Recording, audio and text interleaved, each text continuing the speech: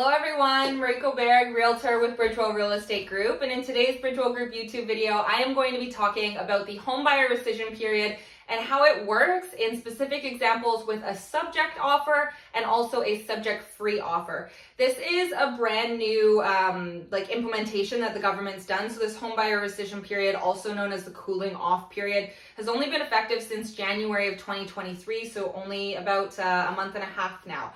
I feel like there's a lot of confusion around this. I did do a previous video on the homebuyer rescission period when it first came out, just with a basic understanding and frequently asked questions, but I did really want to do this video just to give you guys that higher level understanding of some specific examples so that you really get a grasp on when the penalty is due by invoking the rescission period and when there is no penalty due, and how subjects can really help you with that as well. So if you haven't been here before, again, my name is Mariko. I am a residential realtor. I'm based out of the Greater Vancouver area of British Columbia, Canada. And this channel really talks about all things real estate, specifically within the Greater Vancouver and Fraser Valley areas, but also like the homebuyer rescission period, BC-wide and also Canada-wide. So if you haven't been here before, please make sure to subscribe. And for those of you that are back to the channel, I hope that this video is going to be helpful for you today. I think it's definitely a good one and very relevant in today's market.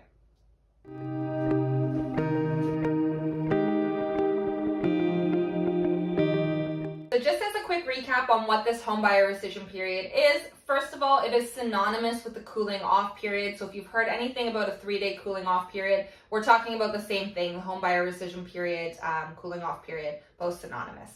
So the purpose of this was really to help to minimize the risk associated with subject-free offers. So it is an automatic 3-day right of rescission. So regardless of whether you are subjects or subject-free, when you get an accepted offer, you have this 3-day cooling off period where you get to decide whether or not you're going to move forward with your purchase.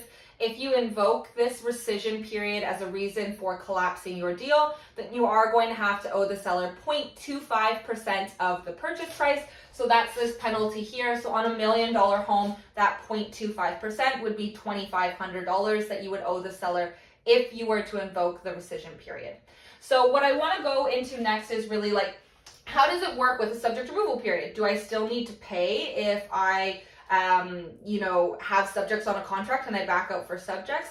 So I'm going to go through 2 examples today. I'm going to go through number 1, what the subject removal period and homebuyer rescission period look like when you have both on a contract. And then I'm also going to look at number 2, which is how does the homebuyer rescission period work if you have a subject-free offer? So just starting with this first one here, how it works when you have subject removal and the homebuyer rescission period. So let's say, for example, you have a fairly standard subject removal period of a week. We'll use this in terms of like Monday to Sunday, okay? So let's say you have your 7-day subject removal period, Monday through Sunday, and you have standard things like financing, inspection, title search, property disclosure statement, etc., just your standard subjects, okay? Then how does this work with your homebuyer rescission period? So you get an accepted offer on Monday, for example. It's 3 business days for your homebuyer rescission period. So let's say you have all of Tuesday, all of Wednesday, and then all of Thursday at 11:59 p.m. That's when your rescission comes up. So again, you are only paying a penalty for backing out if you are invoking this 3-day rescission period. But in this situation, you have a subject removal period that is longer than your rescission. So why would you say, oh, I'm backing out because of my rescission period, when you could say, oh, I can't get financing, so I'm backing out because of financing. Or I don't like what I found on the inspection, I'm backing out from the inspection. So generally, the rule of thumb is that if you have a subject removal period that is equal to or longer than your rescission period, then you logically should not pay a penalty because you have your subjects to fall back on. So in this situation, you would just say, oh no, I can't get, acceptance for one of my subjects, or I'm not satisfied with one of my subjects, so I'm collapsing the deal, you do not owe a 0.25% rescission penalty to the seller. Now, let's take a slightly different situation. Let's take a situation where your subject removal period is shorter than the rescission period. So your rescission period ends at 11:59 p.m. on Thursday. What if your subject removal window is only 2 days long? And let's say that you have the same things, financing, inspection, title, whatever that is, right? So in this situation, when your subject removal period is shorter than your rescission period, you are essentially going to want to make sure that you have made any decisions on whether or not you're moving forward or not by the end of your subject removal period. Because let's say, for example, in this situation, your subject removal, as I said, is 2 days. It ends on Wednesday. That means that if on the Thursday you decide to back out, well, you've passed your subject removal period. So the only thing that you have to be able to back out with on the Thursday is your rescission period. So you would owe that 0.25%. So when your subject removal period is shorter than your rescission period, really the goal is still to make sure that you've made your decision on whether or not you're moving forward by the time subject removal happens in order to avoid that penalty. If you are going past the subject removal period, then you may still have the rescission to fall back on, but just know that you are going to have to pay that 0.25% if you collapse. So coming, full circle with all of this, really whether you pay the penalty depends on whether you invoke your right of rescission and whether or not you have subjects to fall back on and how long you have that subject removal period for. So now let's take a completely different situation, right? I said in the beginning that the homebuyer rescission period, I feel like, was targeted more towards subject-free offers and minimizing that risk. And so with subjects, the whole point of a subject is to allow the buyer time to be able to do their due diligence. And the problem with subject-free offers is that you were having to do your due diligence before writing the offer, but there are certain things that are incredibly difficult to do before you know whether you have an accepted offer. Specifically, financing. Most of the time, the lenders are only going to be moving forward and approving the property once you have that accepted offer. And second is inspection.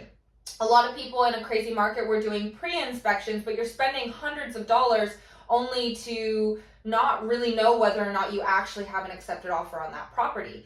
So the idea behind this homebuyer rescission period was to allow subject-free offers and really everybody their chance to do their due diligence when you get an accepted offer. So let's go through my example number 2, which is a subject-free offer situation. So in this, let's take that same kind of like Monday to Sunday, even though it's a bit excessive. You have a 3-day rescission period. So you've got Tuesday, again, same example as last time, Wednesday, Thursday at 11:59 p.m. So doesn't matter what time you get an accepted offer on Monday. It could be 11 o'clock in the morning. It could be 11 o'clock at night. It's always going to start the next business day. So you get an accepted offer on this day. This is 1, 2, 3. This is your rescission period.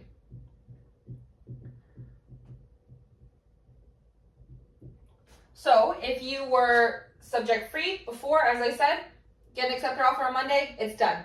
You don't have time to do your due diligence after that. Now you have this 3-day cooling off period to think about it for whatever reason.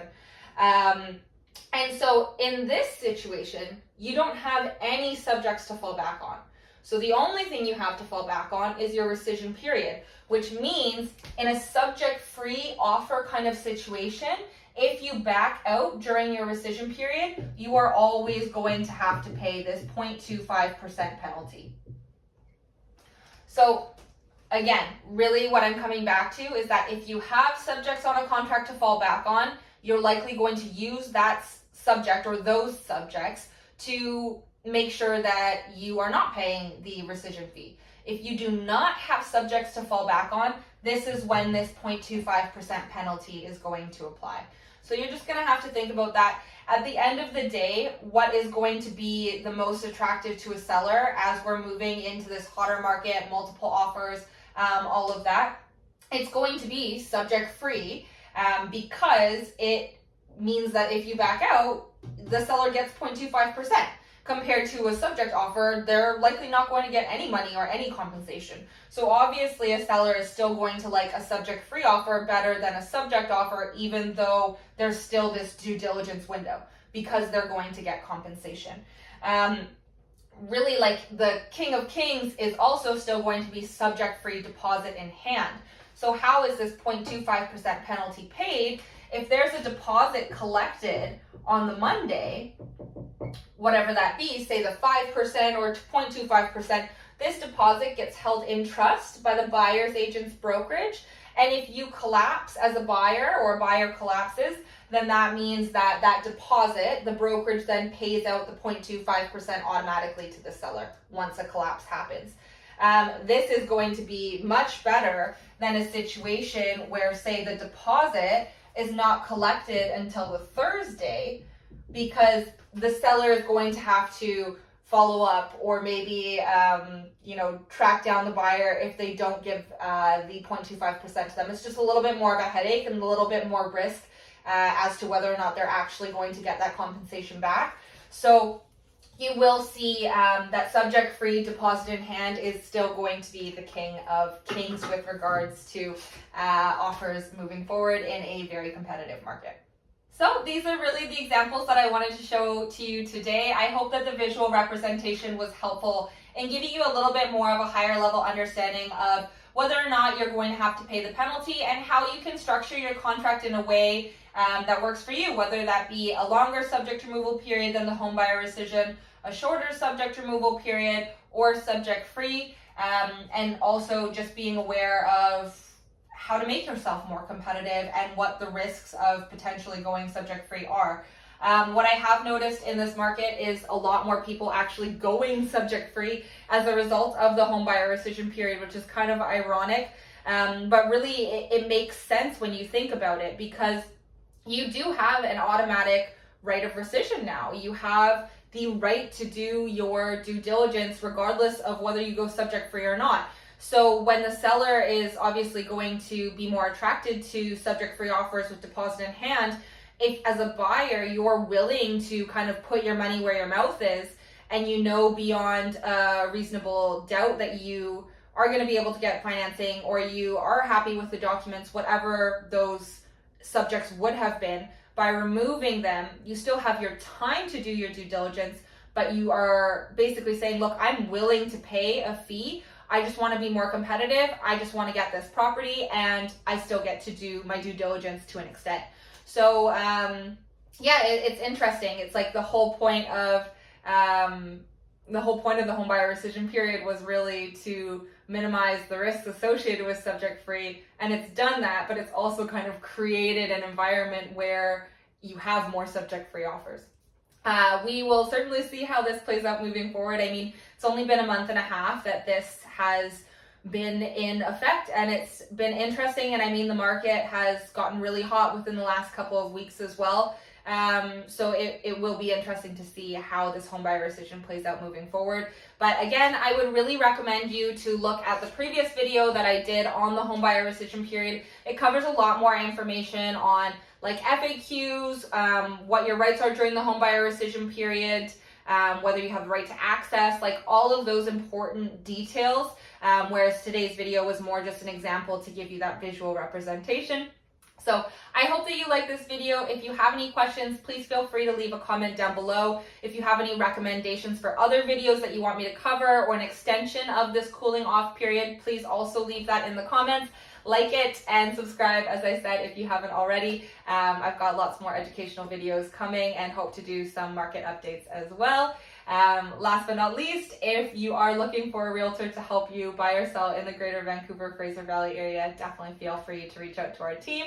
We would be more than happy to help you, and are very well versed in all things real estate, and specifically how we can draft your contract to make sure you're safe, but also give you the proper strategies to make sure that you get the property that you want and are remaining competitive in the best way possible in this very interesting, hot, transitioning market.